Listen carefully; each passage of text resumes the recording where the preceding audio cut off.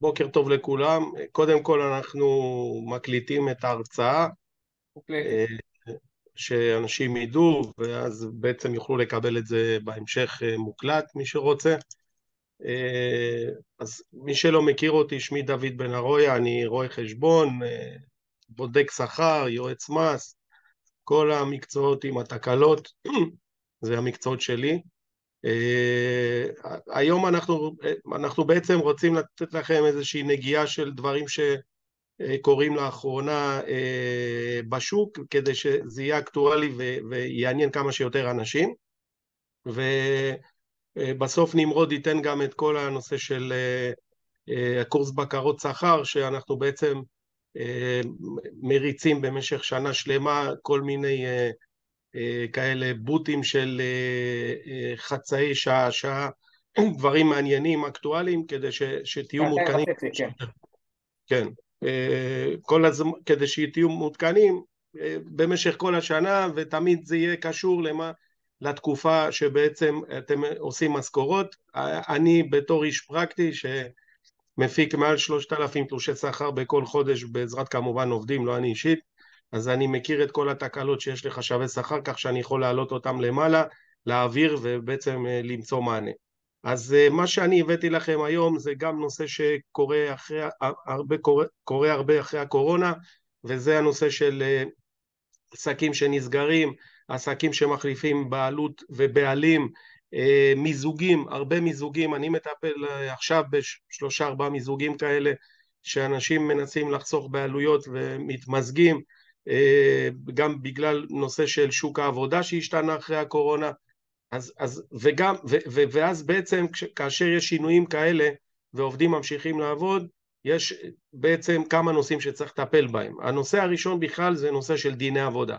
מה קורה מבחינת דיני עבודה לעובדים שמחליפים בעלות? אז יש פסקי דין שמדברים על זה, כי לצערי בדיני עבודה אין סדר בעניין הזה בכל חוק. מה קורה למשל עם יתרות ימי מחלה שנותרו לעובדים, יתרות ימי חופשה, מה קורה לוותק לעניין הבראה, נשוא הנושא שעכשיו. בקיצור, יש בעיה עם זה, ולכן נזקקו עובדים להגיע לבתי הדין כדי לראות מה הזכויות הסוציאליות שלהם שממשיכות הלאה אצל המעסיק החדש. עכשיו, יש סעיף אחד, אפשר להגיד שיש שני סעיפים בדיני עבודה שכן מתייחסים לחילופי מעבידים.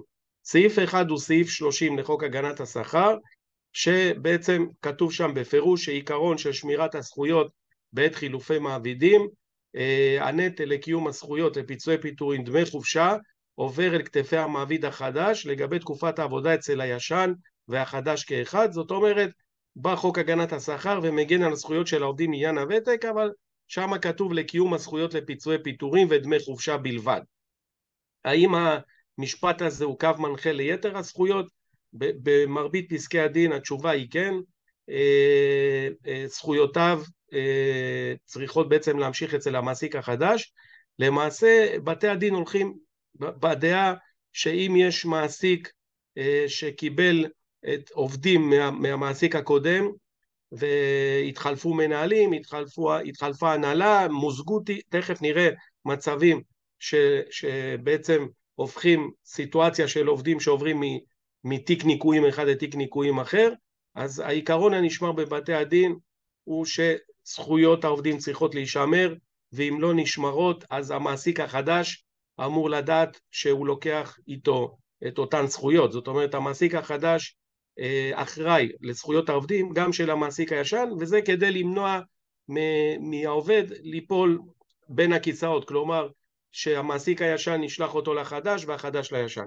הסעיף הנוסף שכן מתייחס לחילופי מעסיקים זה סעיף אחד בחוק פיצויי פיטורים, שבעצם שומר על עיקרון המשך הזכויות והצבירה של פיצויי הפיטורים אצל מעסיק חדש, אבל שם רשום רק כאשר המעסיק החדש קיבל בכתב והעובדים יודעים וראו את זה בעין שבעצם המעסיק החדש קיבל את הזכויות, ואז הזכויות נשמרות והעובד ממשיך לעבוד. כאשר מתחלפים עובדים אין חובה לפטר את העובדים, כן? אם עובד רוצה לעזוב את מקום העבודה, זכותו, זה לא קשור, אבל חילופי מעסיקים אינה זכות לפיטורים, כלומר זה לא הופך את חילופי המעסיקים לפיטורים, אוקיי?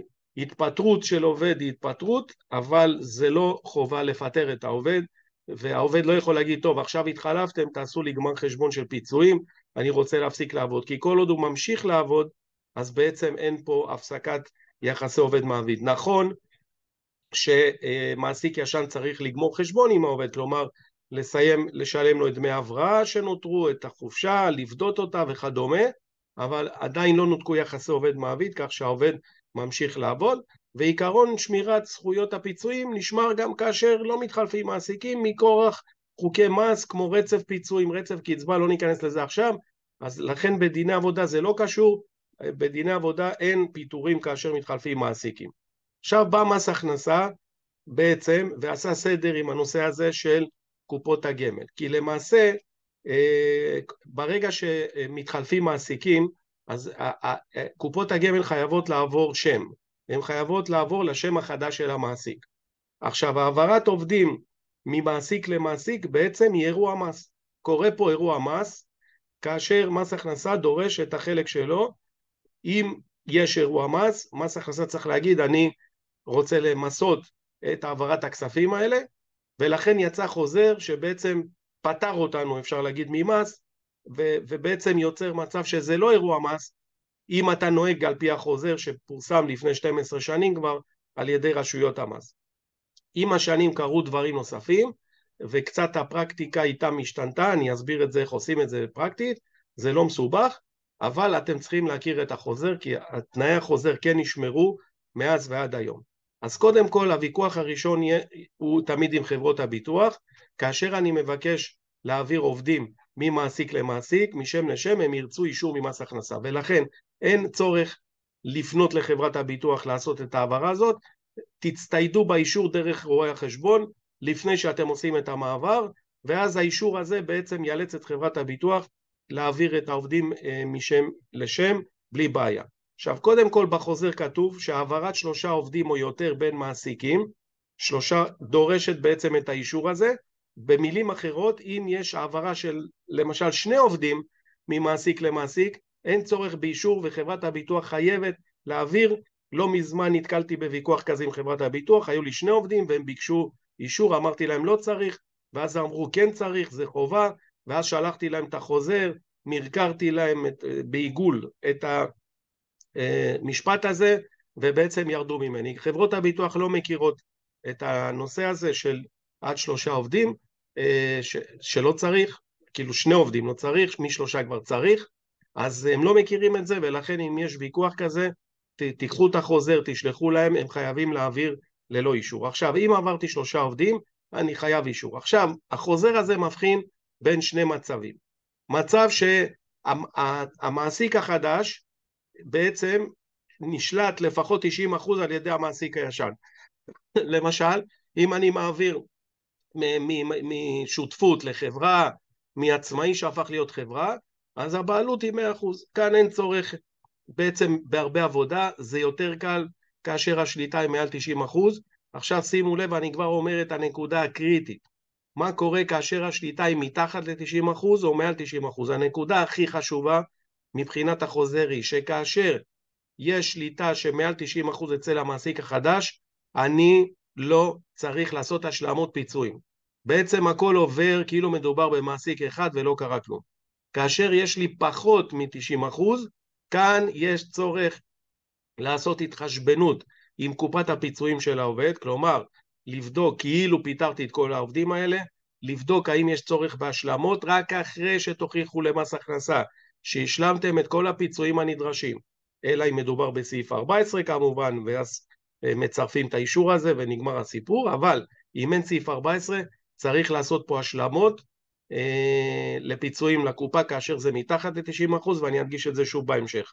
אז בשליטה מעל 90% אנחנו בעצם פונים למס הכנסה ואומרים פתחתי חברה, מעל 90% אני שולט, אני 100%, ואני רוצה לעשות העברת הפיצויים. כמובן כל האישור הזה הוא קשור לחברה אישית, של פיצויים ולא קופה מרכזית לפיצויים שנסתיימה ב-2007, עדיין יש שאריות כמובן של עובדים שעבדו אז לא מדובר על הקופה הזאת, מדובר על הקופה האישית. עכשיו, מתי קורה מצב שמעסיקים עוברים בשליטה זהה? אז אמרתי, מעצמאי לשותפות, משותפות לחברה, מעצמאי לחברה, מיזוג, כאשר יש חברת M100% שמחזיקה בשתי חברות, ואז מחליטים למזג את החברה, אז כל עוד חברה אחת שולטת בשתיהן, אז זה מדובר בשליטה זהה. שינוי מבנה, כלומר פיצול של שתי עסקים, פיצול של עובדים לשני עסקים, כאשר הבעלות נשארת, אז זה מצב של שליטה זהה.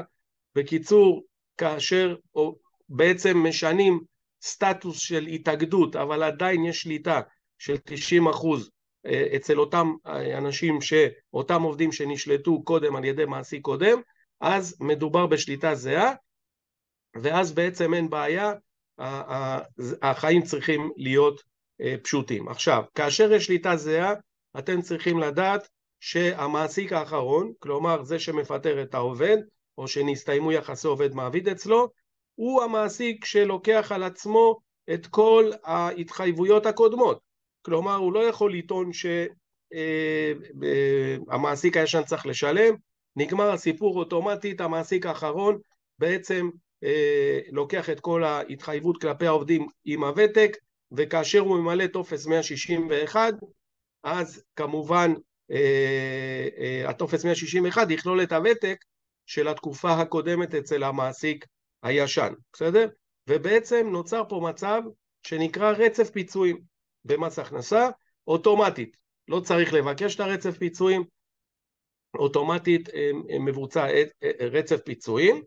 כאשר יש לנו עד 2 עובדים, אז כמובן זה כתוב 3, זה צריך להיות 2 עובדים, אז מספיק טופס 161, ואז אפשר לעשות את הרצף פיצויים, אין צורך באישור של מס הכנסה.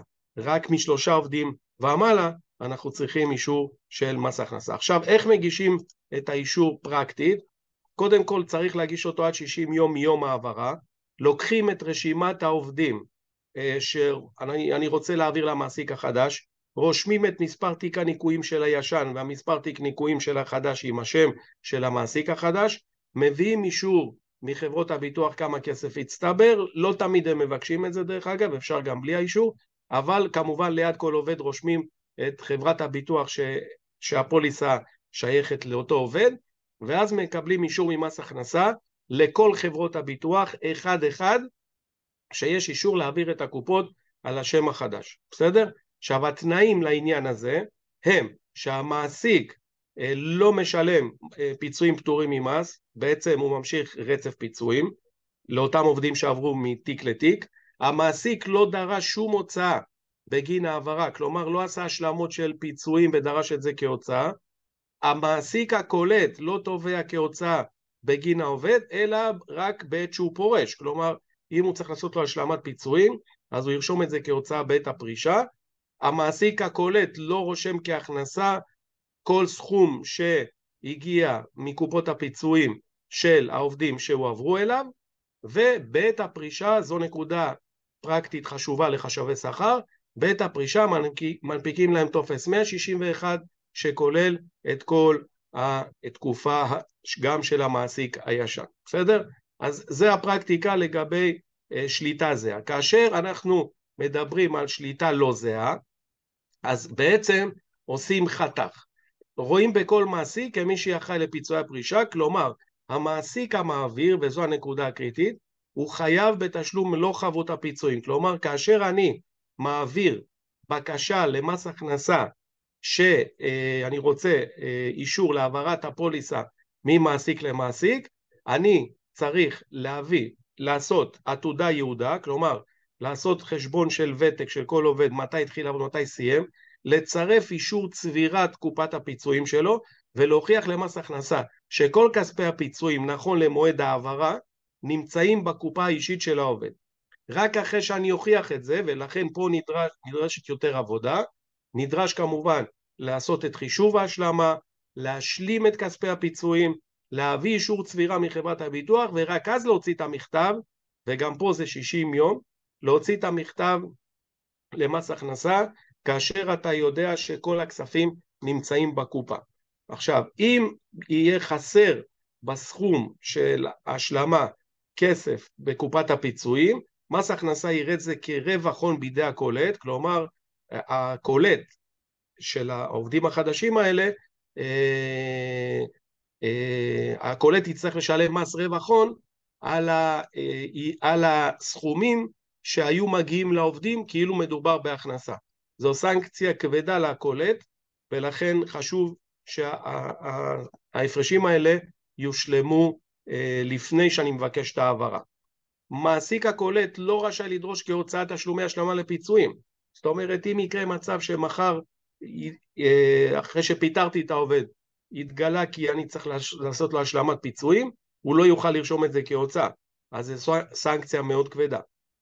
ובעת הפרישה מנפיקים שני טופסי 161. כלומר, אחד למעסיק הישן על התקופה שהוא עבד אצל הישן, ושתיים על המעסיק החדש. בסדר? עכשיו שימו לב, נקודה קריטית. לעתים המעסיק הישן זה חברה שפשטה רגל, נקלעה לקשיים כספיים, ואז בא מישהו וקנה את החברה הזאת, ואז אין שליטה זהה, זה מישהו אחר כבר. העובדים המשיכו לעבוד, והם עבדו 5 שנים, 6 שנים אצל המעסיק החדש, ופוטרו. עכשיו, לך תוציא 161 מהמעסיק הישן, כאשר הוא פשט רגל, אין הנהלת חשבונות, אין למי לפנות, ואז אנחנו נתקלים בבעיה ידועה מול חברת הביטוח, מול מס הכנסה, איך משחררים את הפיצויים של המעסיק הישן. ולכן המלצה שלי פה חובה, כאשר יש חילופי מעסיקים שאינם בשליטה זהה, מיידית מתפקידו של חשב השכר, הן בחברה המעבירה והן בחברה הקולטת את העובדים, לדאוג לטופסי 161 חתומים כיאות על ידי המעסיק הישן, ואז הוא בא לציון גואל, ואז שומרים את זה, אפילו העובד צריך לתת לו העתק לעובד כמובן, שישמור את זה, וכאשר הוא בא לשחרר את פיצויי הפיטורים במעסיק החדש, כבר הוא מצויד בטופס 161 הישן שלו, ואז יהיה לו קל לשחרר את הכספים של שתי התקופות, אצל המעסיק המעביר וגם אצל המעסיק הקולט. איך בפרקטיקה עושים את זה שאינם בשליטה זהה? די דומה למה שעשינו קודם, עם שליטה זהה, הגשת הבקשה תהיה 60 יום לפני העברה, תוך הסבר לשיקולים וציון היעודה והעתודה, מה שאמרתי, כלומר, מחשבים את פיצויי הפיטורים ומוכיחים למס הכנסה שכל כספי הפיצויים הופקדו בקופה, לא משלמים מענק פרישה בעת העברה למעסיק הקולט, תזכרו גם פה, לא עושים ניתוק, ברגע שעושים ניתוק לא צריך את החוזר. אם המעסיק הישן, שימו לב, פיטר את העובד, עשה טקס ניתוק יחסי עובד מעביד, שילם לו את כל מה שמגיע, סגר איתו חשבון, אין צורך להשתמש בחוזר הזה, כי בעצם נותקו יחסי עובד מעביד, שולמו מענקי הפרישה, העובד החדש נקלט אצל המעסיק הישן, ואז פה נשאלת השאלה, האם הוא מתחיל את כל הזכויות מאפס. ופה נכנס הנושא של סעיף 30 לחוק הגנת השכר, למרות שיש פה ניתוק יחסי עובד מעביד, עדיין אם הוא נמצא באותו מקום עבודה, חוק הגנת השכר מגן עליו מבחינת הזכויות התלויות בוותק, אבל כמובן את כל הנושא של פיצויי פיטורים הוא יצטרך להתחיל מחדש, כי פה נעשה לו גמר חשבון, אוקיי? המעסיק המעביר לא תובע כהוצאה לצורכי מס בגין העברת העובד, כי בעצם הקולט קולט אותו להמשך. אם הוא משלים לו פיצויים, כמובן שאת השלמת הפיצויים אותו מעביר כן יכול לרשום כהוצאה.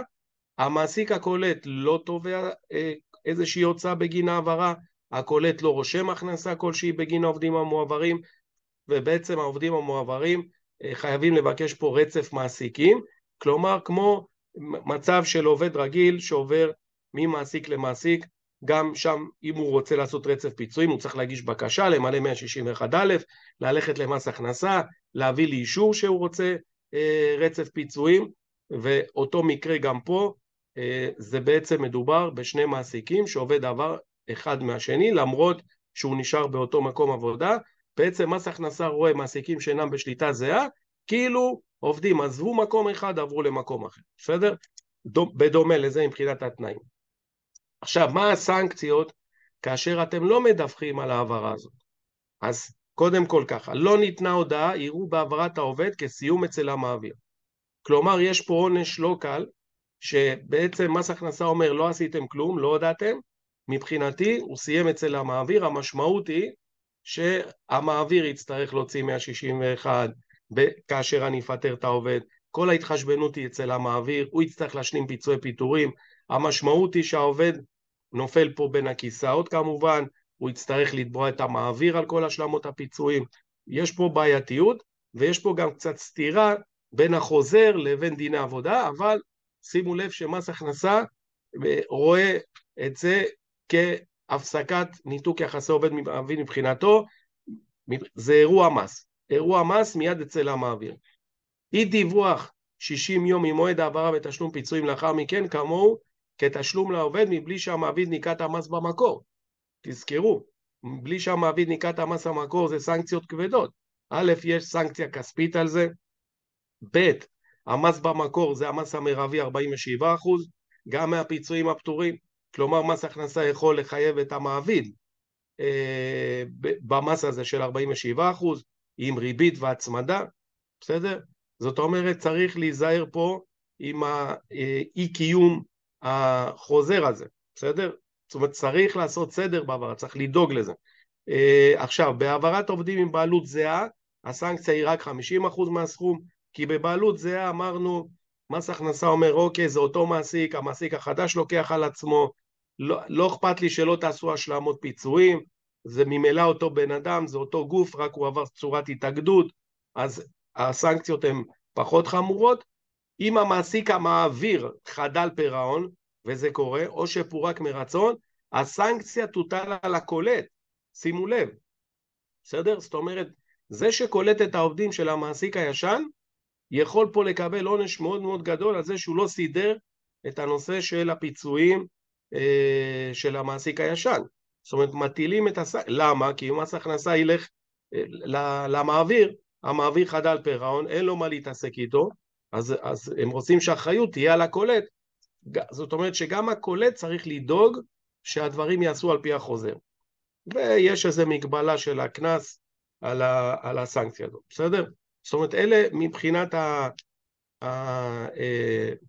החוזר של מס הכנסה, אם יש למישהו שאלות, אני אשמח לענות, או נתקל בבעיות כאלה ואחרות, אני אשמח לענות.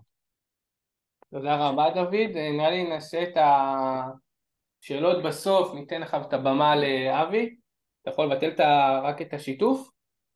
כן, מיד. מעולה. ביטלתי. אבי, בוקר טוב, שנה טובה, עוד פעם שנה טובה לכל מי שהצטרף אחרי שהתחלנו. טוב. אבי, בוא נראה איפה אתה, רגע, אבי, נאתר ונשתף זה. מעולה, בוקר טוב. בוקר טוב אבי. בוקר טוב, אתה שומע? כן, שומעים. יופי. מעולה, אז באמת זה החלק של אבי. שנייה לפני שאבי מתחיל, אנחנו אחרי ההרצאה של אבי אנחנו נחשוף את מה שאמרנו, את הקורס בקרות שכר, ובסוף לאחר מכן גם את דמי ההבראה, אז תהנו מההרצאה של אבי. טוב, בוקר טוב לכולם. דוד, תודה רבה על החלק הראשון. אני אתחיל דווקא בהזדמנות, מעל 200 אנשים פה, הזדמנות להגיד לכולם שנה טובה, שנה של בריאות, שנה של הצלחה, של שגשוג, של שלום בין כולנו. החלק שלי מתעסק בנושא שקשור לעולם הפרישה, כאשר בעצם יש לי איזשהו אתגר לנסות בציר זמן קצר יחסית לדחוס את הנושא שקשור לעולם הפרישה. אני כן רוצה לספק לכם את אבני הדרך ולהבין בעצם את האירוע הזה בעיניים של העובד בבואו לבצע תהליך של תכנון פרישה. הכנתי לכם במיוחד איזושהי מצגת ייחודית. נצא לדרך. אז בגדול, בשלב הראשון יש לנו את נושא המקורות. כשאנחנו מגיעים לעולם היציאה לגמלאות, אנחנו צריכים להבין מהם בעצם המקורות שמולם אותם אנחנו יכולים לפרוע. הרובד הראשון זה רובד ממלכתי, כל תושב מדינת ישראל זכאי לו, סדרי גודל של כ-2,500 שקלים, הכנסה שהיא איננה הכנסה חייבת, אלא הכנסה פטורה, וזה בעצם הרובד הראשון. לאחר מכן... אבי, אתה יכול להגביל רק את הקול טיפה? אומרים שהקול שלך טיפה חלש? כן, אני אנסה. אין בעיה, תודה. הנה. אתם שומעים אותי יותר טוב עכשיו? אתה שומע יותר טוב. כן, בסדר? כן, כן. 100%. אז הרובד השני זה הקצבאות שקיימות מהמערכות הפנסיוניות השונות, ופה במדינתנו הקטנה יש לנו מגוון רחב מאוד של מוצרים, של יצרנים, של זכויות. פה יש אירוע שצריך להבין בעצם מי הקופה המשלמת, מהם הזכויות הקיימות בה, איזה אלטרנטיבות קיימות, אנחנו נרחיב בנושא הזה טיפה בהמשך. מענקי פרישה, אלה בעצם סכומים חד פעמיים, להם יכול להיות שזכאי העובד, אני אומר יכול להיות כי זה מאוד תלוי במקום העבודה שבו הוא עובד, בהסכם הקיים לו, לרוב במגזרים הציבוריים אנחנו יותר נראה נושא של מענקי פרישה, וכמובן ברמות שכר מאוד גדולות אצל בכירים אנחנו נראה מה נמצא תחת מענקי פרישה. לא כל תשלום חד פעמי שמבצע המעביד לעובד בסיום העסקה נכלל במסגרת מענקי פרישה, ישנם סכומים שלא נכללים, כמו למשל פדיון ימי חופשה, אבל סכומים אחרים כמו פדיון ימי מחלה, שאנחנו נראה אותו במגזר הציבורי, כן ייכלל במסגרת מענקי פרישה. אז יש פה בעצם אירוע מס שצריך להבין מהם בעצם החלופות הקיימות לעובד. קרנות השתלמות וקופות גמל קיימות, חשוב להבין, קרן השתלמות כבר מזמן היא איננה קופה שאחת לשש שנים אנחנו ניקח את הכספים הללו ונעשה איתם איזושהי פעולה חד פעמית. כבר מזמן אנשים צריכים לשנות את התודעה בלהבין שקרן השתלמות זה מוצר פיננסי נהדר, אבל מטרתו היא בעצם לייצר לנו איזשהו מקור כלכלי חד פעמי שנוכל להיעזר בו גם באירוע הפרישה שלנו. לכן לרוב אנחנו עם האוכלוסייה הצעירה אנחנו כן נראה אנשים שמבצעים פדיונות, אבל ככל שהאדם מתבגר וחוצה את גילאי ה-40, חשוב להבין מה המחיר של אותה משיכה של כספים על גיל הפרישה, בעצם הגעה עם פחות כסף למעמד הפרישה, ומקורות עצמאיים נוספים. אנחנו לאורך הזמן רואים יותר אנשים שמגיעים לגילאי הפרישה, כאשר המקורות שעברנו עליהם עד עכשיו הם יחסית דלים יותר, ואין להם אלא להכניס את היד לכיס, לקחת מקורות עצמאיים נוספים, ואיתם לרכוש קצבאות. אנחנו רואים את זה על ידי זה שאנשים לוקחים לצורך העניין איזושהי ירושה חד פעמית, מפקידים אותה באיזשהו גוף פנסיוני, ואומרים אני רוצה לקנות איתו קצבה מובטחת לכל החיים, או שהוא מפקיד את הסכום בקופה מסוימת, ואומר אני רוצה לעשות משיכה לשיעורים מהקופה הזו, בעצם משיכה חודשית קבועה, עד שהכסף ייגמר. אבל מקורות פרטיים הם בהחלט הפכו להיות לאט לאט יותר כחלק מהמארג של המוצרים שאיתם אדם בונה לעצמו את החיסכון בגיל הפרישה, או את המקורות בגילי הפרישה. מבחינת הנושא של תוחלות חיים, בגדול תוחלות החיים עולות, זה דבר שהוא ידוע, בעולם של אקטואריה מדברים במונחים שבכל 6 שנים תוחלת החיים מתקדמת פחות או יותר ב4 חודשים. אני מראה לכם פה איזשהו גרף מסוים שמראה אצל נשים לצורך העניין, שתוחלת החיים יכולה לחצות גם את גילאי ה-90, אם האישה היום היא בת 40, רוב הסיכוי שהיא תגיע לגיל 90, אם היום האישה היא בת 67, רוב הסיכוי שהיא כבר תחצה את גיל ה-87, תוחלת זה דבר מאוד מבלבל, צריכים להבין שככל שהאדם מתקדם בגיל, התוחלת שלו עצמה עולה. זאת אומרת, יש תוחלת לנקודת הלידה, ויש תוחלת לאותה נקודה שבה אנחנו מסתכלים. זאת אומרת, אדם שכבר הגיע לגיל 67, נפרד מאותם סיכונים שיכלו להתממש עד גיל 67, ולכן התוחלת שלו היא שונה מאשר אדם שנמצא היום בגיל 40. אז בגדול, אנחנו רואים פה תוחלות ארוכות, גברים חיים עובדתית פחות מנשים. מה שזה אומר על העולם של חיסכון ארוך טווח, זה שיש לנו בעצם את אותה כמות של כסף, שאיתה אנחנו יוצאים לגיל פרישה, שצריכה לתת לנו פתרון ליותר שנים. איך בעצם הנוסחה כזאת יכולה לעבוד? מאיפה יגיעו הקצבאות הללו? המשמעות היא שהקצבה תלך ותקטן. זאת אומרת, ככל שתוחלות החיים ילכו ויעלו, ושנות התעסוקה לא יעלו בהתאם, אוקיי? או המקורות לא יעלו, שיעור ההפקדה לא יעלה, הריבית לא תעלה, הקופות לא ייצרו בעצם סכומים גדולים יותר, אנחנו נצטרך לקחת את אותם סכומים שיצרנו ולפרוס אותם למנות קטנות יותר. זאת אומרת, תוחלת חיים עולה, קצבה בגיל פרישה הולכת וקטנה. אני יכול לחשוף לכם שלאחרונה נחשפתי לסרט נחמד, נקרא אזורים הכחולים, אני ממליץ לכם לצפות בו. הוא מראה בעצם מחקר שנעשה בשנות ה-90 ולאחר מכן בשנת 2011 מחקר נוסף על מקומות מסוימים בעולם, 5 נקודות בעולם, שבהם תוחלת החיים חוצה גם את גיל 100, והלכו ובדקו מה בעצם נמצא בסגנון החיים של האנשים האלה, מה מייצר להם בעצם התארכות תוחלת חיים גדולה יותר מאשר של אדם ממוצע, ובעצם את המסקנות אני אשאיר לכם לצפות בעצם בתוכנית, אבל בסוף היום מדובר בסופו של דבר בזה שלאדם יש איזושהי יש לו איזושהי תכלית מסוימת בחיים, יש לו חיי חברה עשירים, נושא של מזון הוא נושא שגם משפיע וכיוצא בזה.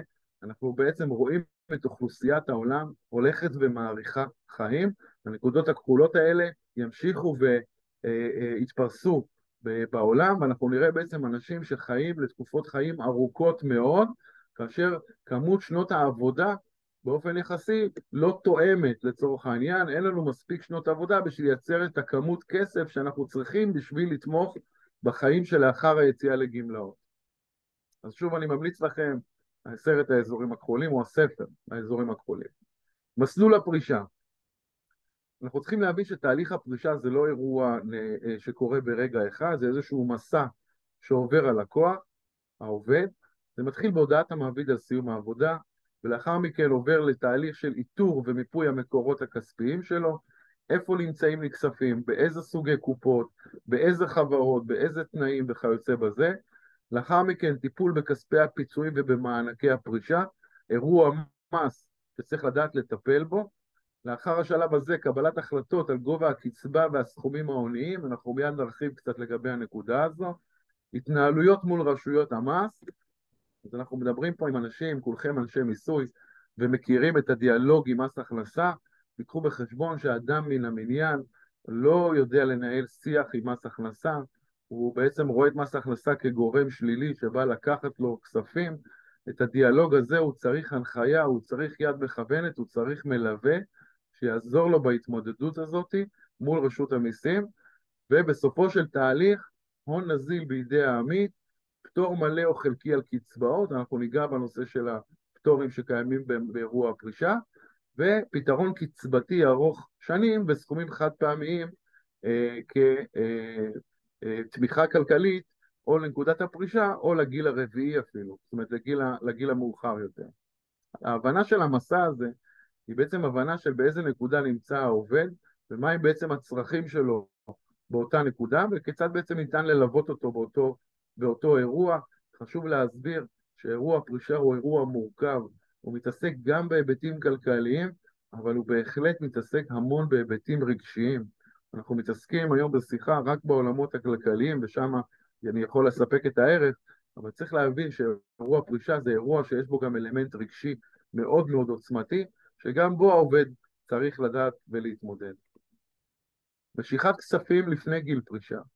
אנחנו מבינים שככל שהאדם ניצל זכויות שהיו לו, או שהוא אפילו פרע את הכספים בצורה חייבת לפני הפרישה, הוא פגע בחיסכון לגיל הפרישה שיהיה לו.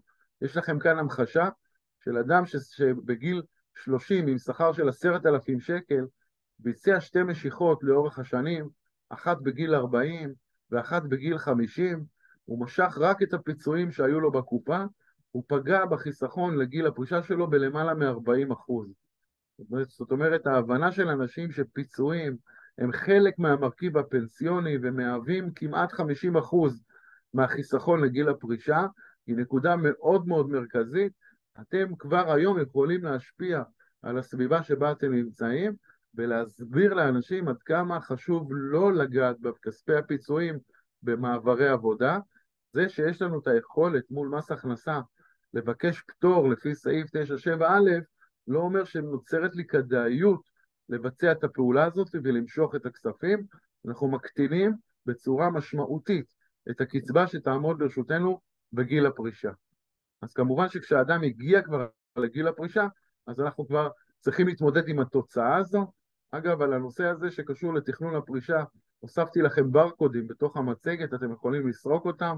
בברקוד העליון יש לכם קישור לאזור של מבטח סיימול באתר האינטרנט בתחום הפרישה, ובברקוד התחתון כתבה שכתבנו בנושא הפרישה שפורסמה לאחרונה בעיתון דה מרקר. יחס תחלופה הוא בעצם מונח. אבי, כן. אבי, יש לי שאלה אליך, איך תשכנע זוג צעיר שעכשיו המשכנתה שלו עלתה ובדיוק פיטרו אותו, את הבעל, ויש לו 38,000 שקל פיצויים פטורים ממס, איך תשכנע אותו שהוא בן 38 נגיד, ניקח את הגיל והכסף אותו דבר, תעזוב את הכסף עוד 30 שנה, אבל הבנק צועק, עוד מעט מחזירים לי את המשכנתה, איך אתה משכנע אחד כזה? במיוחד תקף להיום הסיפור הזה. אז תודה על השאלה. בגדול אני יכול לתת לך אלפי תרחישים שונים, שבהם צריך לדעת ולהתמודד ולהבין מה הפתרון שאני מייצר לעצמי היום על חשבון בעיה בעתיד, ואיך את הבעיה בעתיד אני מתכונן בעצם לטפל בה. זה נכון שבחלק מהמצבים אנחנו צריכים לייצר בעיה עתידית בשביל לייצר לעצמנו פתרון של היום, אבל זה לא בכל מצב ולא בכל אירוע. כמובן שתשובה מלאה לשאלה שלך צריך לעשות אחרי שאנחנו עושים מפה רחבה יותר של כל הפתרונות הפיננסיים הקיימים של אותו עובד, וכל החלופות וכל המשקלים. אבל זה נכון שבחלק מהמצבים, זה שהפיצויים נזילים, זה עוזר לנו לבצע פעולה אחרת. אני רוצה להזכיר שבמערכות הפנסיוניות קיימים גם אפשרויות שנקראות הלוואה, והלוואות גם מסוג בלון, וגם את זה צריך לדעת ולשים על השולחן כאלטרנטיבה. המערכות הפנסיוניות יודעות גם להלוות לאנשים כספים בריביות מאוד מאוד טובות. אז בסוף היום זה הכל עניין של אלטרנטיבה. הדגש פה הוא בעצם בבחירה של איש המקצוע, שעם האיש המקצוע הזה יוכלו בעצם להציג בפני העובד את כל החלופות שקיימות לו, את כל האלטרנטיבות, והעובד צריך לבחור את האלטרנטיבה הטובה ביותר עבורו. אז בנושא יחס תחלופה אני חוזר. יחס תחלופה הוא בעצם היחס בין ההכנסה של העובד שהייתה ערב הפרישה מול ההכנסה של העובד יום אחרי היציאה לפרישה. השאיפה של כולם זה שהיחס הזה יהיה חיובי ככל שניתן. זאת אומרת שההכנסות שלי ערב הפרישה יהיו, ההכנסות שלי אחרי הפרישה יהיו דומות, שוות עד כמה שניתן להכנסות שהיו לי לפני יציאתי לפרישה. אנחנו לא שולטים בזה בתוך אירוע הפרישה, זה דבר תוצאתי. בואו נעבור על הנקודות שיכולות להשפיע על אותו יחס תחלופה. אחד זה סוג הקופה, קופה שבה צברתי את הכספים. אז ישנם קופות בעלי זכויות שונות עם יתרונות שונים. אופן צבירת הזכויות בקופות השונות שונה מקופה לקופה, מפנסיה תקציבית מול פנסיה צוברת וכיוצא בזה. אופן צבירת הזכויות בין קרנות השונות משפיע על גובה הקצבה שאותה תהיה לי. התפתחות השכר האישי, ככל שהשכר שלי עלה בגילאים המאוחרים יותר, ככה הסיכוי שיחס התחלופה שלי יהיה פחות טוב. ככל שהשכר שלי עלה בגילאים צעירים יותר והתקבע, ככה הסיכוי שיחס התחלופה שלי יהיה בשיעור גבוה יותר. השפעת התפתחות השכר האישי משפיעה בעצם גם על ההפקדות החודשיות, על דמי הגמולים, ומכאן כמות הכסף שנכנסה לקופות. תנאי הריבית, לפי סוג הקופה שקיימת לי, ככה גם ההשקעות של הקופה. ישנם קופות שבכלל הבטיחו ריביות, אם זה קרנות פנסיה מסוג מסוים, אם זה פוליסות ששווקו עד לשנות ה-90, אלה בעצם קופות שהבטיחו תנאי ריבית, מדד פלוס ריבית, ולכן תנודתיות בשוק ההון לא השפיעה על הקופות האלה. קופות אחרות הן קופות שעובדות בשיטה שנקראת מנגנון משתתף ברווחים ובהפסדים. המנגנון הזה מושפע ממסלול ההשקעה שאותו בחר העמית, בין אם הוא עשה אותו במודע ובין אם הוא עשה אותו בפחות מודע, ולכן בעצם הרווחים שהקופה יצרה משפיעים על כמות הכסף שאיתה מגיע העמית לפרישה, כמות הכסף משפיעה על גובה הקצבה שתהיה לזכותו. מימוש כספים מוקדם, ראינו את הנקודה הזאת, ישנם גם כספי תגמולים שאפשר לפדות אותם בנקודות זמן מסוימות או בתנאים מסוימים ללא מס, ושוב צריך לדעת להסתכל על המערכת הפנסיונית כמערכת שיש לה מטרה מאוד מאוד ברורה, לספק לנו פתרון כלכלי בגיל השלישי. הלקיחה, משיכה של כספים מהקופה הזאת, זה רק כאשר מיציתי את כל האלטרנטיבות האחרות הקיימות לי בעבור אותה בעיה שאני מנסה לפתור במשיכה של הכספים הללו. וכמובן הנושא של חסכונות פרטיים, אותן יצר העמית בשנות עבודתו, במטרה להגדיל את ההכנסות שלו. אנחנו כן רואים אנשים שבונים לעצמם קצבאות, מגיעים לאיזשהו סכום שהוא קרוב לקצבה ממנה הם רוצים לחיות, חסר להם תזרים חודשי של נניח 500, 700 או 1,000 שקלים, ואז הם אומרים, מה הסכום החד פעמי שאני צריך להפקיד בשביל שאני אוכל לקבל את הדלתא החסרה לי במסגרת התזרים השוטף, ואת זה עושים באמצעות החסכונות הפרטיים.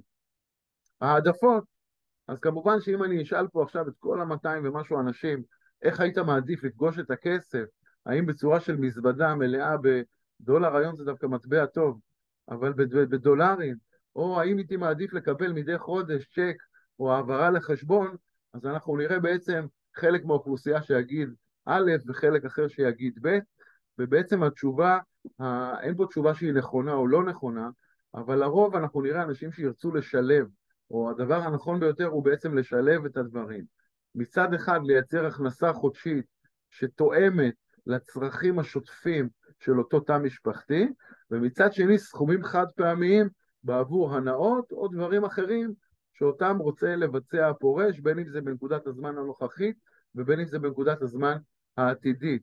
בנקודה הזו חשוב לי להסביר, אנחנו רואים אנשים שמגיעים למעמד הפרישה ויש להם סוג של אשליה, איזושהי תחושת עושר מדומה, הם פתאום רואים קופות עם השם שלהם, וליד הקופות האלה או בתוך הקופות האלה נמצאים הרבה כספים שהם מבינים שהם שלהם, ואז יש איזושהי תחושת עושר מדומה, שאדם אומר, בוא ניקח סכום כזה וכזה, ונעזור לילד עם המשכנתה, או נעזור בפעולה כזאת או אחרת לאחד בבני המשפחה. הפנסיה והחיסכון הפנסיוני נועדו בראש ובראשונה לשמור עד כמה שניתן על רמת החיים של הפנסיונר ומשפחתו, מנקודת הפרישה ועד יומו האחרון, ואפילו לאחריו בעבור שאיריו, השאירים שלו.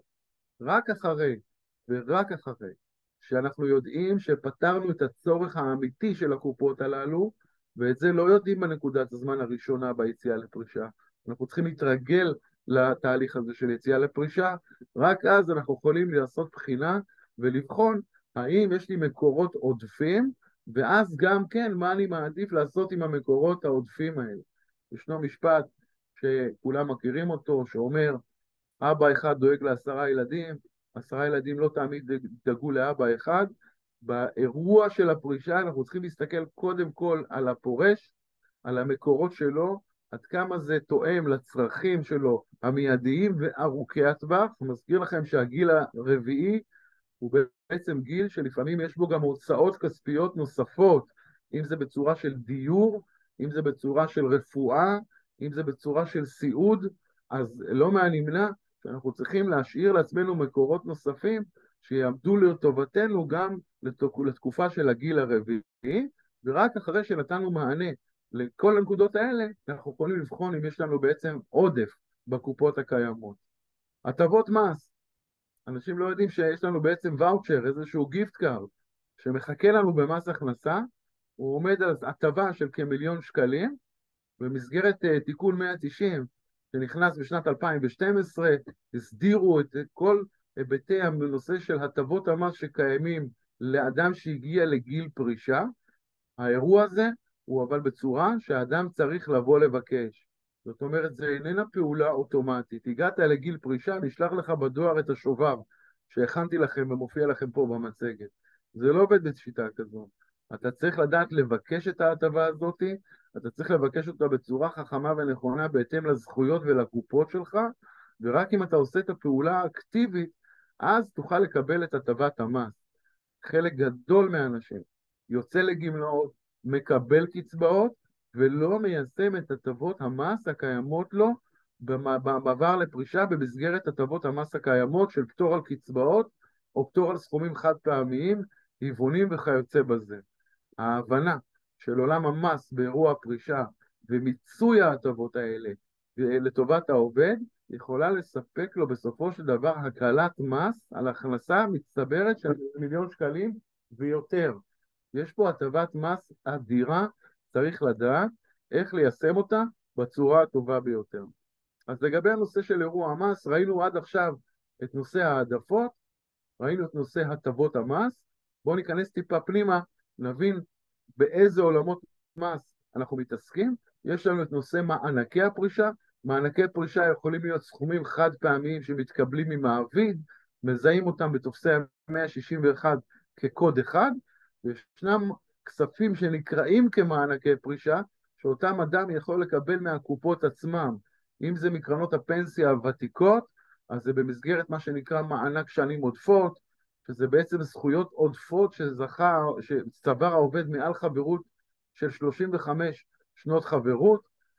מעבר למענק שנים עודפות יש גם נושא שנקרא החזרי דמי גמולים, זה בעצם תקופה עודפת שהפקיד העובד לקרן הפנסיה מעל גיל פרישה, זאת אומרת עובד שהמשיך לעבוד אחרי גיל פרישה ויצר לעצמו בעצם מענק עודף במסגרת החזרי דמי גמולים.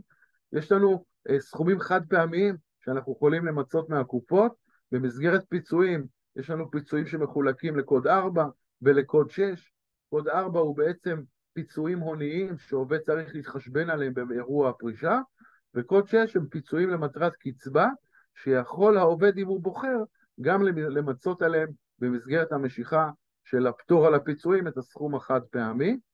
אלה מענקי הפרישה, ניצול הטבות המס שרלוונטי למענקי הפרישה, פוגע בפטור שנותר לי לטובת הקצבאות. הנושא של מיסוי במעמד הפרישה, זה בעצם החיבור בין מיסוי על מענקים ומיסוי קצבאות, וההפחתה של האחד מהשני ככל שניצלתי אותו. ככל שאני מנצל את הפטור על קצבאות, ככה אני מקטין פטור על מענקים, והפוך, נוסחת הקיזוז היא בעצם הנוסחה שמקשרת בין ההפחתה של הפטור על קצבאות במסגרת ניצול הפטור על המענקים. וכאן חשוב לי לעשות שנייה נקודה ולהסביר. תכנון מס זה לא פעולה שקשורה, תכנון פרישה זה לא פעולה שקשורה רק לעולם המיסים. תכנון פרישה זה אירוע מצרפי שבו מטפלים גם בהיבט של המוצרים ותכנון מיצוי הזכויות מהמוצרים עצמם, וכל זאת תוך ניצול מיטבי של הטבות המס שקיימות לעובד. זאת אומרת, אם אנחנו נבוא ונתכנן את בחירות העובד רק על היבטי מס, יכול להיות שלא תפרנו לו את החליפה שבאמת מתאימה לצרכים שלו ולטעמים שלו. אם אנחנו נלך רק לפי הצרכים והטעמים שלו, יכול להיות שאנחנו לא נמצא את המקסימום של הטבות המס שהוא זכאי להם. ולכן בעצם תכנון פרישה מיטבי הוא השילוב בעצם ששני הדברים האלה גם יחד.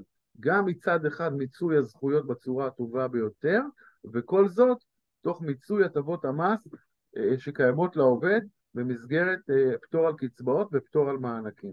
אבי, סליחה שאני מפריע לך בנקודה הכי חשובה הזו. כן. בדיוק כתבתי תשובה למישהו בצ'אט ואתה אמרת את אותו דבר, בסדר? מי שמכיר, כן, בדיוק. למה אני מפריע לך? כי מישהו כתב בצ'אט שהוא צריך לשלם כסף ליועץ פרישה.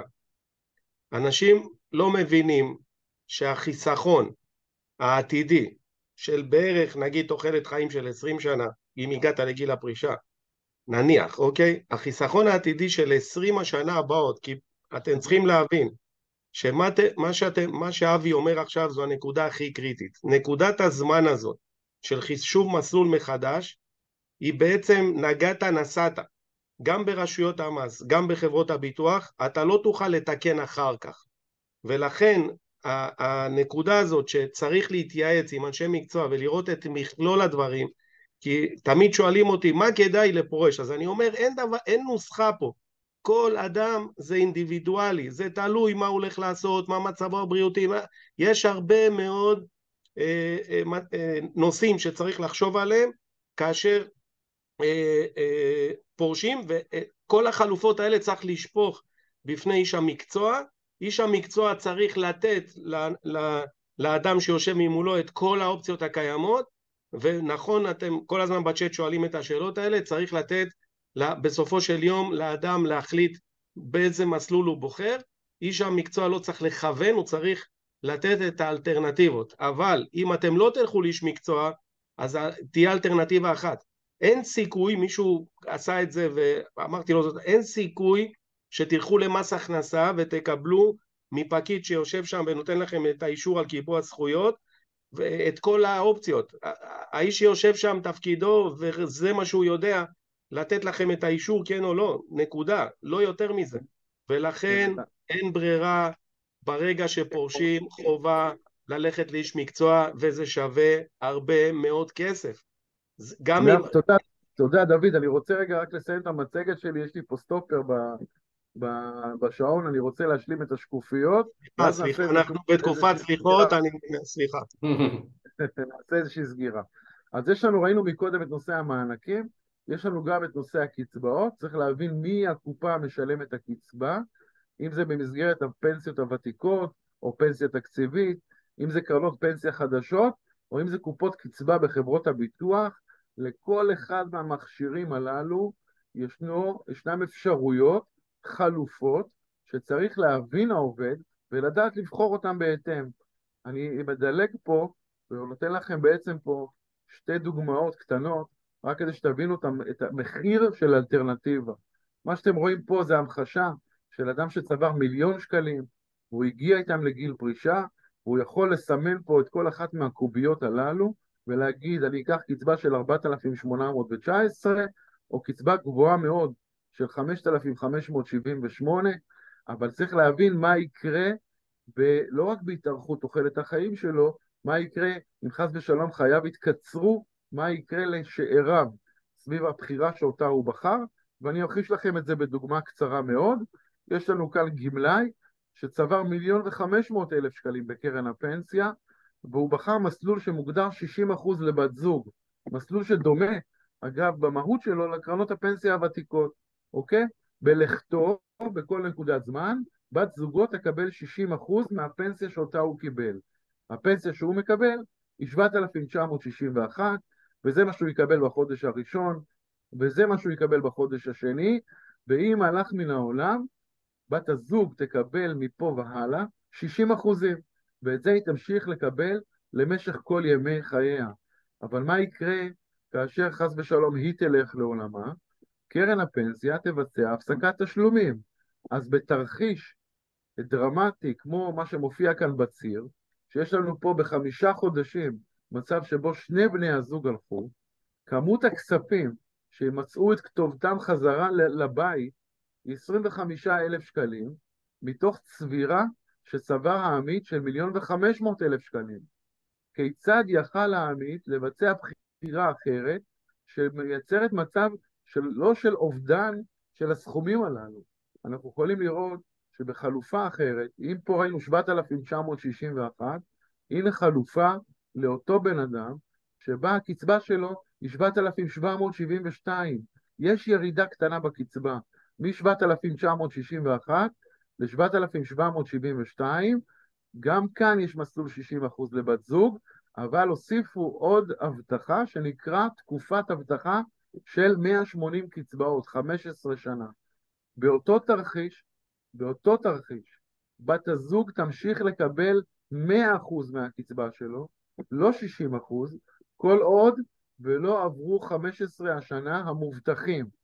ורק אם עברו 15 שנה המובטחים, ובת הזוג תהיה עדיין בחיים, רק אז היא תקבל 60%. ואם גם בת הזוג הלכה לעולמה, ועדיין לא עברו 180 החודשים, יתרת הכספים תחזור הביתה למוטבים של אותו מבוטח. זאת אומרת, 1,400,000 שקלים מצאו את יעודם חזרה לבית, מתוך 1,500,000, במחיר מאוד ברור, מאוד מסוים. פטורים ממס. פטורים ממס. אנחנו יודעים בעצם לבוא ולהגיד שבבחירה מאוד קטנה יכל העובד לייצר פה מצב שהוא לוקח את הסיכון הזה ובעצם מוותר עליו באמצעות מחיר שיכול להיות שמבחינתו הוא מחיר שהוא מוכן לשלם, אבל הקטע זה להמחיש לו את זה. אם לא היו ממחישים לו את זה, הוא היה הולך לאיזושהי ברירת מחדל, שיכול להיות שלא משקפת את רצונו ואת בחירתו. השיקוף של האופציות שקיימות לעמית, זה שיקוף מאוד מאוד חשוב בקבלת ההחלטות. דוגמה נוספת, ואני לקראת סיום, זה אדם שהצבירות הפנסיוניות שלו נמצאות בחברות ביטוח. יש לנו פה בן אדם ב1,800,000 שקלים, אותם הוא צבר בפוליסות מסוימות, יש לו מארג של אפשרויות, מסלולי קצבה, מהבטחת 5 שנים לבת זוג, 10 שנים לבת זוג, בלי הבטחה בכלל, הבטחה של אחוז קבוע לבת זוג, או הבטחה של 20 שנה של תשלומים, וכל זה הוא צריך לקבל על כל אחד מהצבע של הכספים שקיים בקופה.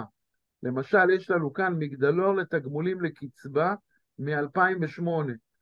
מה זה אומר לגבי נזילות הכספים הללו? האם הוא יכול לממש אותם רק כקצבה? האם הוא יכול לממש אותם כסכום חד פעמי פטור? הדרך הנכונה לייצר לבן אדם את הקצבה הרצויה, זה לדעת לצבוע את הכספים בצבע הנכון, ולהציב את האלטרנטיבות הקיימות, ולפיהם לקבל החלטה. אני מראה לכם פה עד כמה מורכב התהליך מבחינה מקצועית, שאותו האדם צריך לעבור וחייב לעבור ביחד עם מתכנן פרישה. אז אם אנחנו נסכם, יש לנו בצד אחד הגדרת קצבת המטרה, האדם צריך לדעת לאן הוא רוצה להגיע. אם הוא לא יגדיר לעצמו את המטרה, הוא לא יצא עם תובנה שאומרת, בניתי לעצמי את הפרישה הטובה ביותר. מהי קצבת המטרה שאתה צריך בשביל לשמור על רמת החיים? הדבר השני, זה הגדרת הצורך לשאירים ולמוטבים. אם אותו פנסיונר הולך לעולמו, מתוך המקורות שקיימים לו, כמה חשוב לו להבטיח לבן או בת הזוג למשך כל ימי חייה. נקודה שצריכים להחליט שבאים לפרוע את הזכויות בקופות. דבר נוסף, זה לבצע תהליך של מיצוי זכויות, להבין את הזכויות שקיימות לעובד ולדעת למצות אותם, כמובן כל זה תוך תכנון מס מיטבי, והדבר שמבחינתי הוא החשוב ביותר, זה בחירת הגורם המלווה מומחה בתחום הפרישה. בסופו של דבר, כשיש לנו עניין רפואי, אנחנו מחפשים את הרופא המומחה ביותר, שיכול לספק לנו את הפתרון לאותה בעיה רפואית. אנחנו נחפש את ההתמחות ותת ההתמחות, והתת ההתמחות, כדי שיבוא האדם שידע לתת את הדיאגנוזה הטובה ביותר. גם באירוע פרישה, לא כל בעל רישיון פנסיוני יכול לספק את השירות הזה, לא כל יועץ מס או רואה חשבון מומחה למיסוי פרישה, ולכן צריך לבוא ולבחור את הגורם שמתעסק בתהליכי תכנון פרישה, או בעצם חברה שמחזיקה מחלקה מקצועית שמתמחה בעולם הפרישה, זו השפה שהיא מדברת, זה הניסיון שאותו היא צברה, והיא תוכל למצות לעובד את הזכויות בצורה הטובה ביותר. אז שוב, אני מקווה שתרמתי לכם ערך, אני רוצה לאחל לכולם שנה טובה ומוצלחת. רק שנייה אחת, אני רוצה שתי נקודות חשובות שאני חושב שכולם ירצו לשאול את השאלה הזאת. נקודה אחת, אבי, ברשותך, איך אני מקבל מחברת הביטוח את הסטייטמנט בגיל הפרישה שלי, שאומר את כל המצבים, ואומרים לי 8,440. מה אתה, הרי אף אחד לא יכול לבדוק את זה. לא יודע אם חברת הביטוח גנבה אותי, אם זה מתאימה להסכם שחתמתי איתה לפני 40 שנה כשחתמתי על הפוליסה. מה אתה ממליץ לעשות בכיוון הזה של בדיקת החישוב של חברת הביטוח מולי? בסדר? זה שאלה ראשונה רגע, והשאלה השנייה היא נושא של דמי ניהול. דמי ניהול, אנחנו יודעים שאנשים לא יודעים לקרוא את הדמי ניהול, יש הפסדים וגם גובים דמי ניהול. אני לא יודע אם זה מתאים לתנאי הפוליסה. אם אני אתקשר לחברת ביטוח זה כמו חברת תקשורת, אני עובר חברת ביטוח, פתאום מורידים לי את הדמי ניהול. זה שוק כזה פרוץ, כל הקטע הזה של דמי ניהול. מה אתה ממליץ גם לעשות בקטע הזה? זה שני נקודות. אבי, אולי נעשה על זה הרצאה מסודרת? מה אתה אומר, ניקח את ההרצאות? לא, שיענה בקצרה. בקצרה, לגבי הדוחות מצב של חברת ביטוח, לא הייתי סומך על הדוחות הללו, כדוחות שלפיהם אני יכול לקבל את ההחלטה שנוגעת לתכנון הפרישה שלי. אתה צריך להבין שלחברת ביטוח, חברת ביטוח מוציאה לך דוחות בהתאם למה שהרגולציה אישרה לה בדיווח להוציא ללקוחות. הסימולציה שאותה היא מוציאה זה ברירות מחדל. זאת אומרת, היא לא מייצרת בהכרח בדוחות האלה איזושהי אופטימיזציה.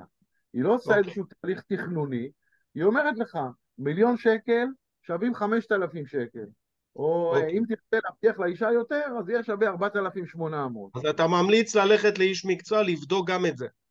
חייבים ללכת לאיש מקצוע, בשביל לדעת להתאים את האלטרנטיבות לזכויות של העובד. אני רוצה להוסיף, אנחנו נמצאים גם בתקופה שבה יש לנו כל מיני סוגים של קצבאות. יש לנו קצבה שנקראת קצבה מזכה, יש לנו קצבה שנקראת קצבה מוכרת. כן, ברור. צריכים לדעת לפרק את הקצבאות ולצבוע אותם. את זה הקופות לא עושות. אתה חייב גורם מלווה לגבי דמי ניהול. בוא נעשה הפרדה, דמי ניהול עד אירוע הפרישה, ודמי ניהול החל מאירוע הפרישה. לא, בשוטף, כל שנה אני רוצה לבדוק. גם ללכת לאיש מקצוע? בשוטף, תראה, אתה צריך ללכת לאיש מקצוע שאותו בחרת ללוות אותך בתוך התהליך. בגדול, חלק מתפקידיו של איש המקצוע, סוכן הביטוח, המתווך, זה להשיג לאותו לקוח את הדמי ניהול הטובים ביותר. כן, לא תמיד הוא אובייקטיבי, אתה יודע. אז אפשר לבוא ולשאת ולתת, ולראות איפה אני נמצא ביחס לממוצע השוק. פה אני יכול להגיד לך שככל שאותו עובד נמצא במעסיק שריכז לו מנהל הסדרים או סוכנויות על, אז רוב הסיכוי שיעשו משא ומתן עם חברות הביטוח והשיגו תנאים מועדפים. אם אני נמצא אצל סוכן בודד, יחיד, אז הנושא הזה הוא מאוד מאוד אישי, זה מאוד מאוד תלוי בבן אדם עצמו, בסוכן עצמו, מה המאמץ שהוא יצר בתוך התהליך הזה. 100%. תודה רבה, אבי. תודה, אבי. הרצאה מאלף. תודה רבה לכם. תודה רבה. לפני שנעבור לדמי ההבראה, תודה רבה אבי, שנה טובה שתהיה, נעשה עוד הרצאות המשך כמובן. אני רוצה לעבור אתכם בקצרה על המסלול החדש שבאמת אני ודוד בנינו. המסלול באמת משקף את התובנות שלנו בשנה האחרונה, במסלול שהרצתי עם למעלה מ-150 חשבי שכר שעברו כבר את המסלול הקודם.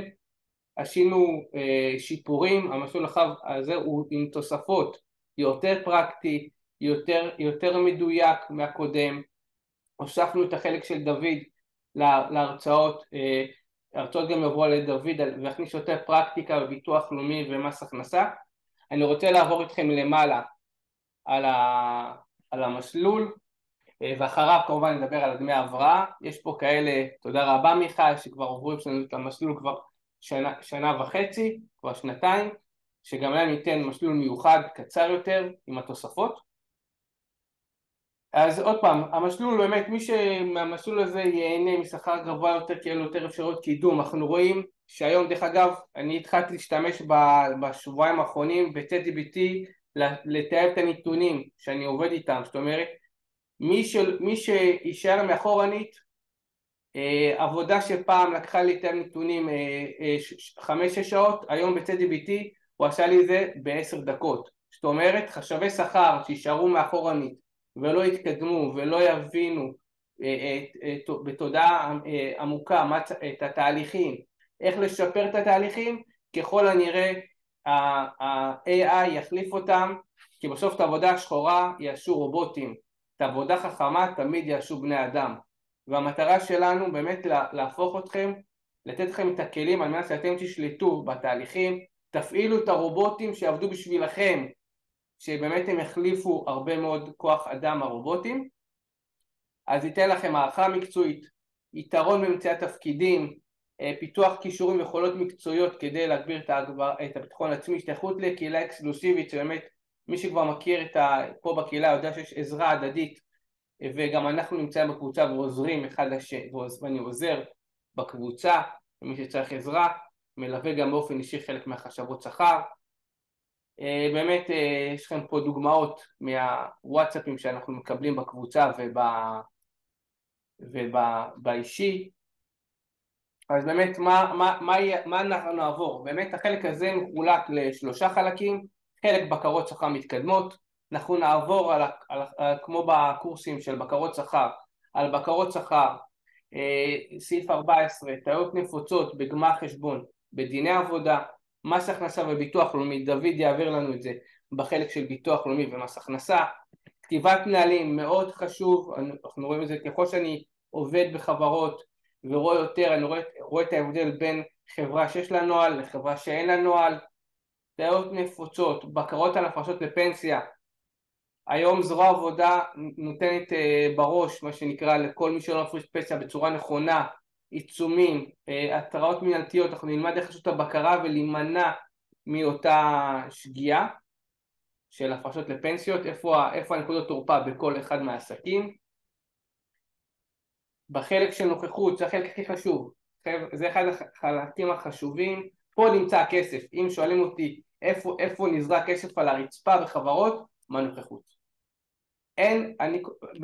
בהרבה מאוד מקומות בנוכחות, אני עכשיו עושה חיסכון לחברה גדולה בנוכחות, אני יכול להגיד לכם שמצאתי להם שם מיליונים זרוקים על חישוב נוכחות לא נכון. חישוב נוכחות לא נכון, אני חוסך להם מיליונים רק מסדר להם את השעון נוכחות. זאת אומרת, הנוכחות זה הדבר הכי חשוב, ושם יש את הכסף לארגונים היום, בעידן שאנחנו נמצאים, שאנחנו רואים עליות של החומרי גלם, הדולר עולה, הריביות עולות, העלות ההעסקה של העובדים עולה, כפי שנראה עוד מעט עם דמי הבראה, ושכר המינימום שיעלה שנה הבאה, אנחנו רואים שהעלויות עולות ועולות, והמעסיקים צריכים לראות גם איפה אפשר לחסוך, מה לעשות, מעסיק גם רוצה לחסוך את הכסף על מנת שיוכל להמשיך להתקיים, אז באמת בחלק של הבקרות נוכחות אנחנו נראה איפה אפשר לחסוך כסף בצורה חוקית, בצורה נאותה, על מנת לאפשר למעסיק עוד אוויר לנשימה. החלק החדש, שפה זה בהובלת דוד, יהיה החלק של ביטוח לאומי ומס הכנסה, הפרקטיקה. אנחנו נתקלים הרבה מאוד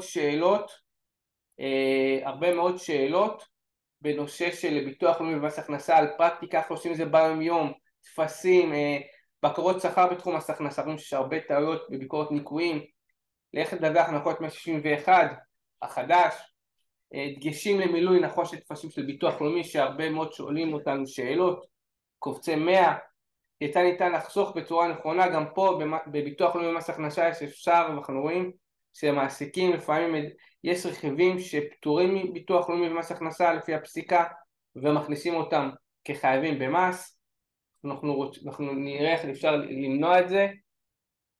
באמת כל הטוב הזה מתחלק על 9 שיעורים, משעה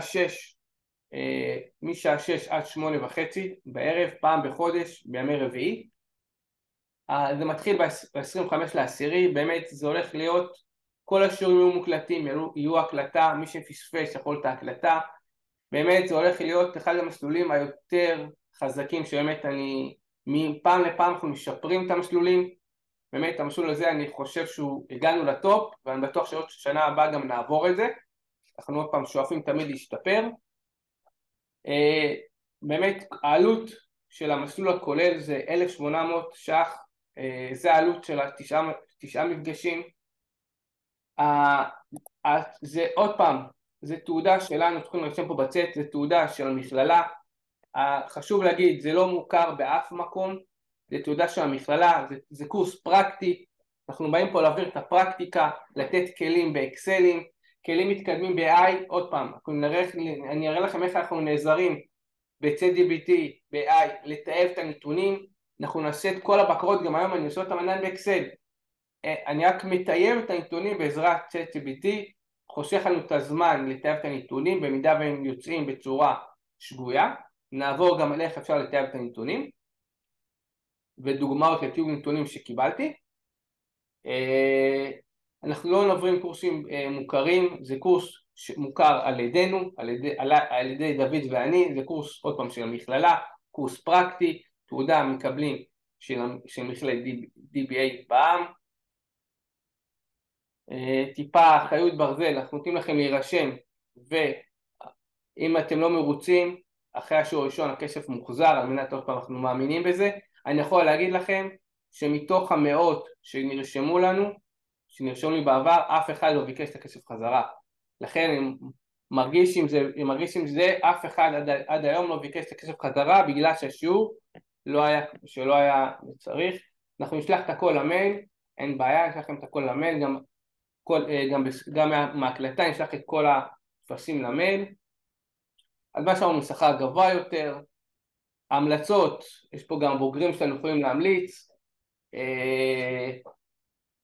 יכולים להמליץ, גם פה הבוגרים, כולם נהנים, מקבלים פידבקים כל הזמן, יכולים לחשוב שגם חסכנו כסף לחברות שפה ועזרנו להם לחסוך כסף בשאילתות מסוימות שלנו שהם משלמים ביתר. אני יכול להגיד לכם גם מי ששמע על ההמלצות שלי בקורס לשלם את דמי העברה לפני במשכורת חודש 6, חסך את כל העלאה של דמי העברה כפי שנראה בהמשך. נשפיע עוד דקה. תודה רבה פה הכל הפידבקים. בימים הקרובים באתר מכללת DBA יהיה קישור להירשם לקורס למי שרוצה. יש פה גם קישור לפה, מי שפה עד שנעלה לאתר יש פה קישור לדף הרשימה, יכולים להירשם לתוכנית. וכמובן נעלה לאתר של DBA ויש לכם עוד קישורים.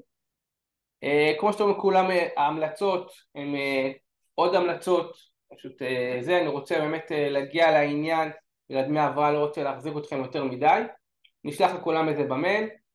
ההבדל, רק ההבדל שכולם שואלים, מה ההבדל בין זה לבודק שכר. בודק שכר מוסמך זה קורס של משרד העבודה ומקבלים רישיון של בודק שכר מוסמך.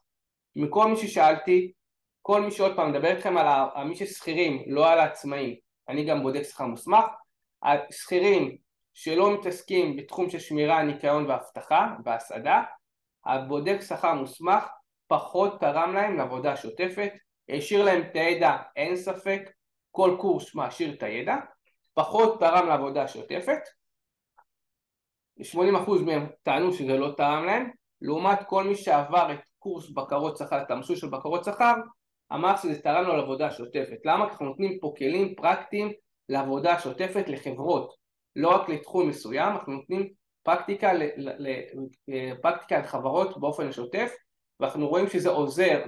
אני יכול להגיד לכם, כל מי שסיים את הקורס, הרבה מאוד בוגרים שיישמו את התהליך, מצאו טעויות בתלושי שכר של העובדים, טעויות שהיו טעויות שנמשכו תקופה ארוכה, וירד עליהם העיצום, זאת אומרת, הם לא חושבים יותר לעיצומים, זה מהפידבקים מהשטח. הקורסים, הנה, תודה רבה, הנה רינה פה, אתם רואים פה, תודה רבה למשה, לרינה, אתם רואים פה בלייב את הזה. למתאים לחשבי שכר, מבקרי פנימיים, רואי חשבון ועורכי דין, באמת מתאים לכל מי שעוסק בעולם השכר, מתאים לו הקורס, גם מי שחשב שכר ותיקים, שאני יודע פה שחשב שכר ותיקים, שלא עברו קורסים של לשכת רואי חשבון או משרד העבודה, ועושים היום משכורת בפועל, גם הקורס מתאים להם. עוד פעם, הם עושים בשכר, תודה רבה מאיה. אנחנו בונים, אמרנו, בונים כלים באקסלים חכמים, גם היום אני עושה בקרות רק בעזרת אקסלים. מעולה, אני אתן לכם פה את התאריכים ביקשתם, הקורס עולה 1,800, פה יש לכם פה קישור, התאריכים, אלו התאריכים, מתחיל ב-25 לאוקטובר, ימי רביעי,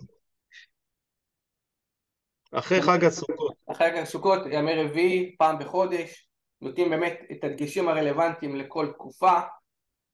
אנחנו נתחיל עם דוד עם מס הכנסה וביטוח לאומי, כי זה לקראת סוף שנה יש הרבה יותר בקרות במס הכנסה וביטוח לאומי, ואז נעבור לבקרות השוטפות מ-24 לינואר של בקרות שכר. באמת אנחנו עושים את ההרשמה הזאת כבר רק פעם בחצי שנה, אם בעבר הקורסים היו פעם ברבעון, אנחנו באמת עושים את זה פעם בחצי שנה את ההרשמה, זאת אומרת היום זה ההרשמה, היא תהיה אפשרות לרשם עד ל-24/10, לאחר מכן ההרשמה תיפתח רק באזור חודש אפריל למחזור הבא, זאת אומרת היא תיסגר עד לחודש אפריל. פעם בחודש מיטל ראינו שמי שעושים פעם בשבוע הם לא מיישמים את החומר מיטל, דרך אגב הקורסים של פעם בשבוע יותר לא היו, אנחנו רואים שהקורסים של פעם בשבוע תלמידים לא יישמו את החומר ואז הם באמת שכחו. פעם בחודש אנחנו איתך כל הזמן, אנחנו עוזרים לך ליישם את החומר וחוזרים. זאת אומרת, הפעם בחודש הוא התהליך היותר נכון מבחינתנו, ומבחינתנו רואה את ההבדל בין תלמידים שהיו לי פעם בשבוע לבין תלמידים שהיו פעם בחודש. התוצאות של פעם בחודש הרבה יותר טובות, מלכן בנו את התוכנית של הפעם בחודש ולא כל שבוע. אני יכול להגיד לכם שפעם בחודש נתתי להם שיעורי בית, לעשות הכנות לקראת זה, מעט מאוד עשו את זה. לעומת הפעם בחודש אני רואה אותם את התהליך, את ההשתפרות של תהליך אחד עם העובדים, איך שהעבודה הרבה יותר אפקטיבי. עכשיו אני רוצה לדבר אתכם דקה על אין מבחן, זה הכל, עוד פעם, זה השערה. זה השערה, אין מבחן פנימי, אין מבחן סופי, זה הכל השערה, לתת לכם את הכלים, המטרה פה לתת לכם את הידע, לא לבחון אתכם. השתלמות, דוד ישלח להם מסודר, אחר כך שעות השתלמות. אני דקה רוצה לעבור אתכם על דמי ההבראה, על הצו החדש. הצו החדש שאמור נחתם אתמול, אך עדיין לא פורשם ברשומות, הוא יכיל את ההסכם הקיבוצי שהיה מול ההסתדרות. השיעורים יהיו מוקלטים, הכל יהיה מוקלט, יעלה לאתר מסודר מוקלט כמו שעולה היום, אתר אחר. נמרוד, אני אענה על השאלות בצ'אט, תדבר על ההבראה רצוף. מול דמי ההבראה. הדמי ההבראה בעצם נקבע תעריף חדש לדמי ההבראה, והשאלה אם הוא חל רטרו או לא חל רטרו. בעצם ניתן לחלק אם אני אקח פה סרטוט, אני דקה אסרטט וישאל את זה בשורה פשוטה, נקבע תעריף חדש, נקבע תעריף, זה כמו דולר, מי שמשלם מתאריך מסוים יכול עליו התעריף החדש, ומי שמשלם לאחר מכן, לפני זה התעריף הישן, אם נחתוך אותו, בעצם הצו קובע, אני כאן אשתף אתכם בציר הזמן, הצו קובע שמי ששילם עד לראשון השביעי, חל עליו הישן, חל התעריף הישן.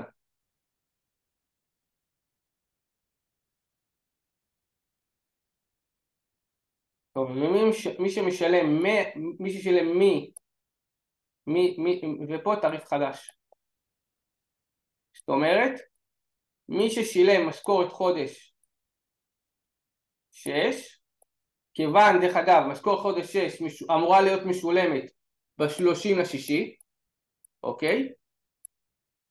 וב-30/6, אבל יש לנו גרייס מהחוק, בעצם לעשות הלנת שכר עד ל9 לחודש. בעצם אם אני מסתכל על חוק הגנת השכר, הוא אומר לי, אתה יכול לשלם את המשכורת של חודש ב9 ימים פיגור, אבל אם חס ושלום תחרוג מה9 ימים פיגור, אני נבדוק טענת שכר מסוף החודש, לא מה9 לחודש, מסוף החודש. לכן מי ששילם את הדמי העברה עד לחודש 6, למשכורת חודש 6, יהיה לפי התעריף הישן, ומי שמשלם מהראשון לשביעי יהיה לפי התעריף החדש. זאת אומרת, אם אני אחלק את זה לקבוצות, מי שמשלם תעריף דמי העברה חודשיים עד למשכורת 6 לא עושה שינוי, נשאר אותו דבר. מי ששילם דמי העברה עד חודש 6 בחודש 6 גם לא עושה שינוי. מי עושה שינוי?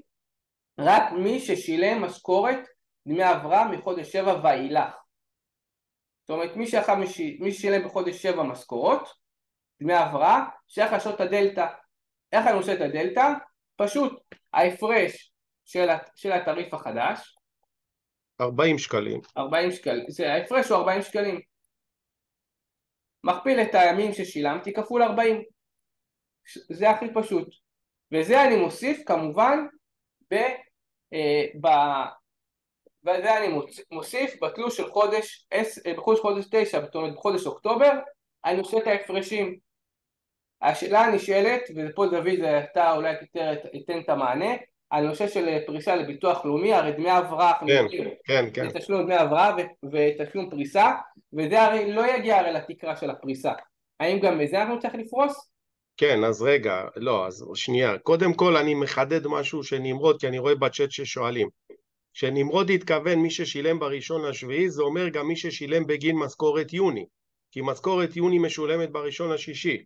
כלומר, אם היה לכם עברה בתלוש יוני, אז חודש 7. לפי פרשנותו של נמרוד, כששילמתם את הדמי עברה האלה בראשון ליולי, אז אתם כן צריכים לרשום את ההפרש של 40 שקלים. לא, מי שחודש, בגין יוני, שילם ביולי בגין יוני. לא, מי ששילם בשישי ל-23, חודש משכורת 6-23, לא צריך לשלם, כי בעצם המועד תשלום שהיה 30 לשישי, הוא דחה, בעצם הוא קיבל גרס לשלם אותה עד התשיעי. אוקיי, אז זו פרשנות, בסדר? אנחנו קוראים לזה פרשנות, כי לא היה במדינה מצב שקבעו תעריף לדמי הבראה רטרואקטיבי, לא היה דבר כזה. אני 35 שנים בתחום, אני לא זוכר מקרה כזה, ולכן זו פרשנות. בוא נסתייג ונאמר שיכול להיות מצב, לא יודע, אולי זה יתברר בפסקי דין בעתיד, שאם מישהו שילם ב5 ימי הבראה במשכורת יוני, והוא שילם אותה בראשון או שני ליולי, יבוא צו ההבראה ויגיד לו, ראשון ליולי זו התחולה, שילמת ברביעי ליולי את המשכורת, היית צריך לשלם לפי התעריף החדש. בסדר? זאת אומרת, אנחנו פה בספק לגבי שני מצבים. האם הבראה במשכורת יוני 23 היא מחויבת בתעריף הפרש, או הבראה רק ששילמת החל ממשכורת יולי 23 מחויבת בתעריף? אני מקווה שאתם הבנתם איפה הסוגיה הבעייתית הזו, בסדר? כי זה לא ברור בצו האם זה כך או כך. ולכן מי ששילם במשכורת יולי בוודאות צריך לשלם את ההפרש של 40 שקלים כפול הימים. עכשיו, ברגע שאני עושה את תלוש השכר בחודש ספטמבר, זה התלוש הבא, אז אני צריך להוסיף את ההפרש הזה. כמובן, אני מוסיף אותו עם דוח הפרשים.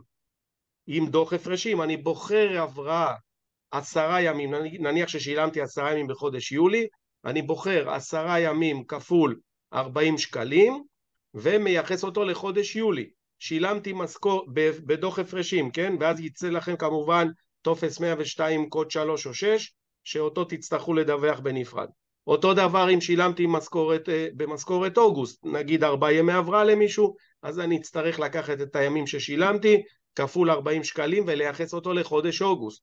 אוטומטית ברגע שההפרשים האלה, חובה לעשות את זה, כאילו אתם לא יכולים לשלם דמי הבראה עכשיו בחודש ספטמבר, ולא לייחס אותו לחודש המתאים, כי זו טעות מאוד חמורה, כי תארו לכם שאישה צריכה לקבל דמי לידה, מישהו צריך לקבל אבטלה וכדומה, זה לא יהיה נכון לגבי הגמלאות של אותו עובד, כי צריך לייחס אותו לחודש המתאים, שבגינו שילמתם את דמי הבראה. כמובן שיכול להיווצר מצב, שאם למשל דמי הבראה בחודש יולי היו 5 ימים, והם לא הגיעו למספר החייב פריסה, ועכשיו ייחסתם עוד ימי הבראה לאותו חודש, ועכשיו זה כן חייב פריסה, כי הסכום עלה על 25% מהשכר המינימום, כי זה התנאי לפריסה, אוטומטית תוכנת השכר אמורה לפרוס לכם את דמי הבראה. היא אמורה לעשות את זה אוטומטית, מציע לבדוק את זה מול תוכנת השכר, כי אני לא יודע אם הם ערוכים לכך, שפתאום יש דוח הפרשים שמתווסף לאיזשהו סכום ששולם, אז הסכום צריך להיפרס. עכשיו, אם הסכום לא מגיע לכלל הסכום החייב בפריסה, אז הוא ייוחס כדוח הפרשים.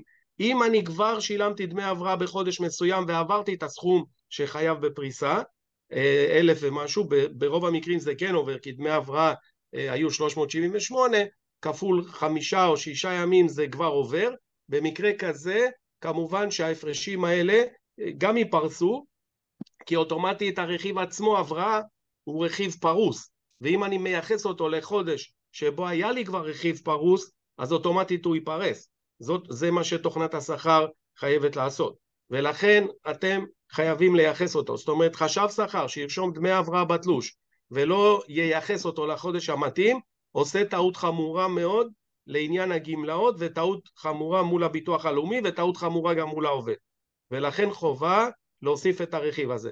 לצערי מקבלי ההחלטות והחתימות לא מעניין אותם העבודה שלכם כחשבי שכר, בעצם נוצרה לכם פה עבודה, עכשיו הולכת אחורה לבדוק את כמה ימים שילמתי ביולי-אוגוסט, ולשלם את ההפרש. אוקיי? זהו, נמרוד. תודה רבה. כן, ראינו את זה כבר לצערי גם עם נקודות זיכוי. השנה היה לכם הרבה מאוד תיקון עם רטרו, שהוסיפו עבודה לא עלינו, מה שנקרא. אז תודה רבה דוד. תוכנות השכר, סליחה, אני חייב, כי יש פה שאלות, תוכנות השכר חייבות להתאים את עצמם לתיקון בצו, אין ברירה. כאילו, אם מישהו כותב שתוכנת השכר לא מאפשרת, ברור שהיא לא מאפשרת, כי לא יכול להיות מצב שהצו נחתם אתמול, עוד לא פורסם ברשומות, וכבר המתכנתים של כל תוכנות השכר יודעים לעשות את זה. חבר'ה, ברור לכם שלא. הם יצטרכו לשלוח עדכון שמתאים לחוק, אין מה לעשות. מי שמשלם עברה חודשית יצטרך לתקן לפי דעתי המקצועית רק את התשלום לחודש, את המשכורת חודש 7 ו8. את חודש 6 הוא כבר שולם לפי התעריף הישן, ולפי המקצועית זה נכון, לא צריך לתקן. כן. לא רטרו מינואר דקלר, הצו החווה הוא בתוקף מהראשון לשביעי, ולכן הפרשנות שלי זה רק התיקון רק מחודש 7 ולא כולל חודש 6 שמשולם לאחר הראשון לשביעי. תודה רבה לכולם, נתראה בהרצאות הבאות. תודה רבה, שנה טובה לכולם. שנה טובה לכולם, נתראה, יש לנו, אני מתכנן עוד הרצאה מעניינת על חופשה שנתית, על ההלכה, מיד לקראת חודש הבא. שיהיה לכם הרבה שנה טובה, ונתראה רק בשמחות מה שנקרא. מי שרוצה את הקישור את הקישור יכול לראות אותו פה, שיתפתי אותו שוב, וכמובן נשלח אותו במייל, ונתראה בשמחות מה שנקרא. שנה טובה לכולם. תודה רבה לכולם.